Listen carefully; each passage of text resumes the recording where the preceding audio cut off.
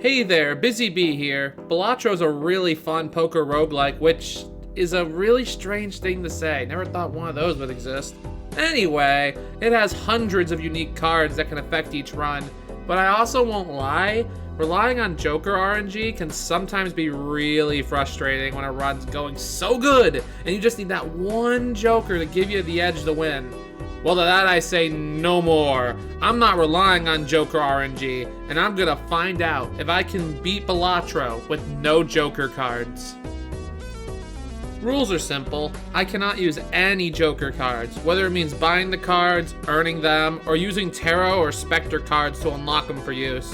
Also, I'm not using any chosen seeds. It's all random. That's the rules, so let's begin. I'm going to explain the rules of Balatro to those who don't know. For those who already know the rules and don't want to hear me talk about it, skip to this time here. Alright, we good? Okay, so here's how it works. There is 8 antes, and each is 3 blinds. A small, a big, and a boss. Each blind is worth a certain amount of chips that you have to earn while playing. You can skip the first 2 for rewards, but regardless of what you do, you have to fight the boss of each ante. You beat all 8 bosses and you win, hooray! And you beat them by playing poker. Each card being worth a certain amount of chips, as well as certain hands being worth something as well. For example, a jack is worth 10 chips, and a full house worth 40 chips multiplied by 4 mult. Mult is basically what it says. It multiplies your chips by the number it is. You also have a limited amount of hands you can play, as well as times you can discard each blind. You reach the score, and you win. If you don't, you lose. Also, if you don't know how to play poker, beyond the button run showing you the scores, I don't know how to help you. Watch a tutorial or something. Well, now that you understand the basics, here's where the real challenge comes into play. After you beat a blind, you enter a shop where you can buy a lot of things. You start with $4 and earn more as you go, either by beating a blind or by how many hands you have left at the end of the blind. There's a third way too, but I'll bring that up if it becomes relevant. Back to the shop, we can buy 3 types of items: Jokers, vouchers, and card packs. Jokers do not matter for this run, but in normal play, they all have different effects that make the game much easier and make it possible to win. But since they're, banned, they don't matter right now.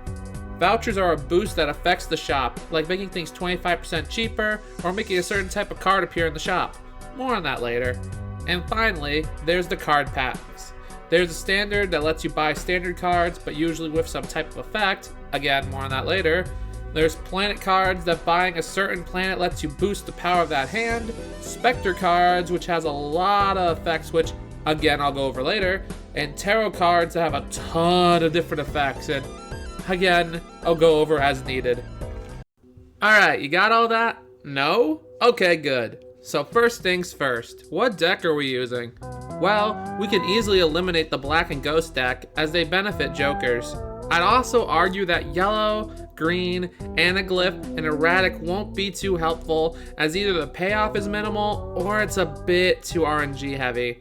Given what's left, I think there's only 3 real options: Abandoned, Nebula, and Checkered. Each have their own problems, however.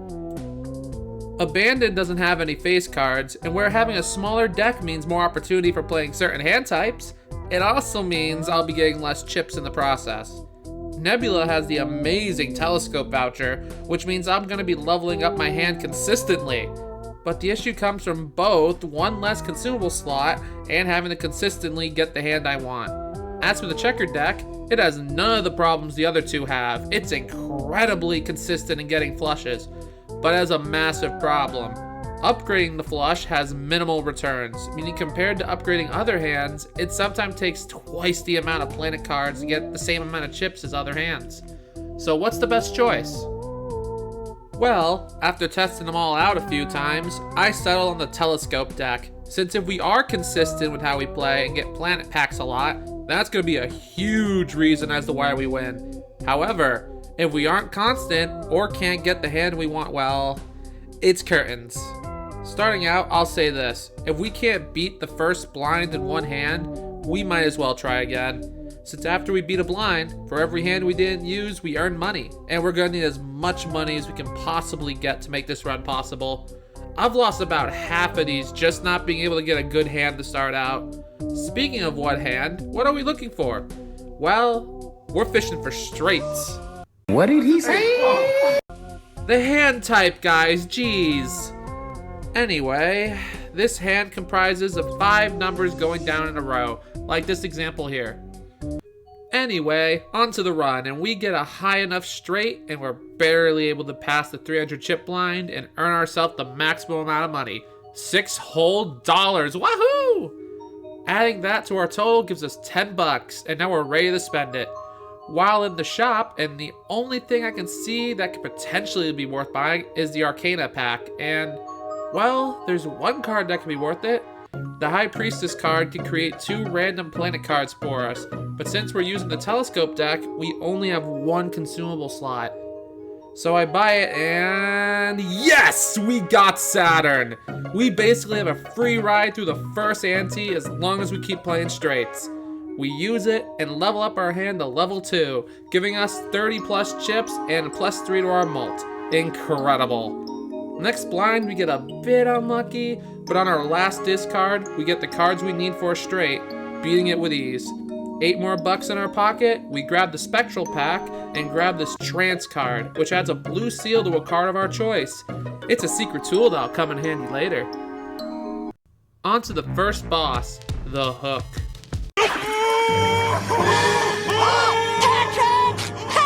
We have to discard 2 more cards from our hand each time we play one. And this early on, that's no issue at all. Especially when we start with a straight immediately. Easy boss, moving on. Now that we have a lot of money, buying packs isn't an issue. So we buy a Planet pack to level up our hand, as well as this Arcana pack. And it gives us the best tarot card we could ask for. The Fool. Fool. Watch the stick, dude. The Fool works like this. The last tarot card or planet card we use will be created when the Fool is used. So we just got ourselves another hand upgrade for free. You'll love to see it. Next blind isn't an issue as we get an early straight, but seeing how big our chip size is means we are just coasting through this next ante. We buy another planet pack, beat the next blind, buy another planet pack, and tackle the second boss, the Needle. Here's the thing, this boss can be a massive problem, because if we don't get a straight, we lose immediately, as we can only play one hand and hope it's enough, and we don't get it. We use a discard and, oh thank goodness we got it, as well as the blue seal card. Check this out, we play the straight, we get enough chips, and the blue seal spawns in the planet card of the hand we use to beat the round. It's a free straight upgrade every time we end the round with that. That's incredibly clutch. But with that, we're a quarter of the way through the run. 6 bosses left. Alright, on to Ante 3. We buy an Arcana pack, and luckily, we get the Fool again. This luck is incredible. I really hope it doesn't run out. Not much to say about this ante, to be honest. First blind is taken out quickly, and we get lucky with another Fool Tarot. And actually, we skip the next blind. Yeah, we can skip small and big blinds if we want to, and it'll give us one of many rewards. But the one that made me skip it was the Celestial reward, giving us a guaranteed hand upgrade. Now the downside to skipping blinds is, you miss out on the money you could have earned, as well as a trip to the shop before the blind afterwards. But I think that's worth it for a guaranteed upgrade. Now on to a problematic boss, the House.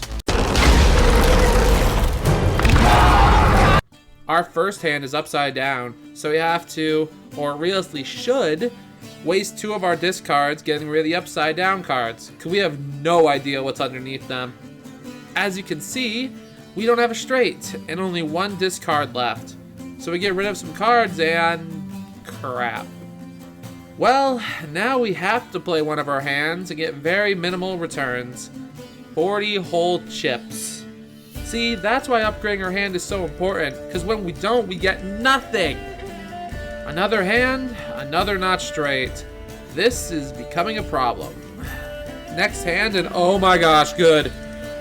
Oh, there's the straight when we need it. I was beginning to think the run was over. Another boss down, and because of the seal, another hand upgrade. Ante 4 starts up, and this is basically the holy grail of shops. we get 2 hand upgrades and the paintbrush voucher. This baby increases our hand size by 1, not to be confused with the number of hands we can play. So now instead of 8 cards, we have 9. That increases our chance of having a straight by a good bit. The rest of the ante up to the boss, we just dominate, upgrading our hands 3 more times, and now it's on the boss 4, the plant. It debuffs all of our face cards, meaning they don't give us any chips. But it does not mean we can't use them to get the hand we want, which is kinda dumb and I think should be a change in the game, but I digress. It gets us the win, and another blue seal activation for a hand upgrade. Halfway there. And judging by how big the amount of chips we're getting, as long as we don't get really unlucky, we should be able to beat most things moving forward. But only time will tell. 3 more planet packs and a big blind, and now we're on to boss number 5, the Tooth. For every card we play, we lose $1 per card, which as long as we get a straight immediately, we're only losing 5 whole bucks. And that happens after only 1 discard, so not too much of an issue. Anyway, on to Ante 6, where we get a new tarot card to talk about. The Empress. She adds a molt effect to 2 of our cards, making them give +4 molt when played. So that's a nice little bonus that can make a big difference really fast. And next pack, we get the Google? Hierophant. Yeah, that. It increases our chip total by 30 chips when a card's played. Less useful now that our chip count's so high, but it's still something. There's nothing to talk about for the rest of the ante, beyond 2 more plant packs showing up, so on to boss 6, the Pillar. Any card played this ante becomes debuffed, but again, our straight is so high that it doesn't even become a problem, and we beat it in a single hand. 2 bosses left, but now we're in the realm of really big numbers we gotta beat, so we're not out of the woods yet. In Ante 7, we blaze through the first blind, but in the shop afterwards, we get ourselves the Magician card, which turns 2 of our cards into lucky cards. Lucky cards have a 1 in 5 chance to give us +20 molt, which is amazing, and a 1 in 15 chance to give us 20 bucks, which is also amazing in normal play, but we have so much money that we're never gonna run out. Anyway, we buy 2 more planet packs and crap baskets. So, boss 7 is the Ox, and well, it makes it so we use our most common hand, we lose all of our money. So this Ox just stole all of my straight money. Nuts. Also, look at that, our chips are so high, but it actually wasn't enough to beat it in 1 hand. Luckily, we were able to beat it in 2nd hand, but that's a little concerning. On to the final ante, and after we beat the first blind and get some card and hand upgrades, we skip the final big blind and tackle the boss. And thank goodness it's not what I thought it might have been. This is the Crimson Heart, which disables 1 random Joker we have. But guess what, guys? We don't have any Jokers! We ain't in the metaverse! And in 2 hands, the boss never saw it coming, and we beat it. All 8 antes were beaten, proving yes, you can beat Balatro without any Jokers. This challenge was so hot and cold like you couldn't even imagine. This took 75 attempts, and pretty much every single run I lost was because of terrible hand luck. Not being able to get straight 4 hands in a row tended to ruin me constantly. I will also say that realistically, this run is beatable with every style of deck in the game, but I genuinely believe Telescope is the most possible. And hey, I kind of have a crazier idea for a run, so if you want to see a more insane run, please tell me down below, and like and subscribe as well. Anyway, thank you so much for watching, because this has been Busy Bee. Peace!